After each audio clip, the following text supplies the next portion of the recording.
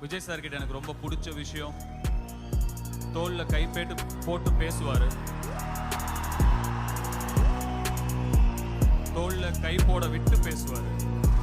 பொறாமப்பட்டிருக்கேன், செத்துருக்கேன். என்ன மனுஷன் இப்படி ஆடுறானே, இவன் என்ன ஜென்மம் அப்படிங்கிற மாதிரி. இவ்வளோ நாளா நான் தான் உங்களை என் நெஞ்சில் குடி வச்சிருக்கேன்னு நினைச்சேன். இப்போதான் புரியுது அது நான் இல்லை, நீங்க தான் என்ன உங்க நெஞ்சில குடி வச்சிருக்கீங்கன்னு. பெஸ்ட் ஹீரோ யாரா இருக்கும்? ரோபோண்ணன் யாரா இருக்கும் கேட்கணுமா? நீயே சொல்லிட்டேன். இளைய தளபதி விஜய் சார் அவர்களை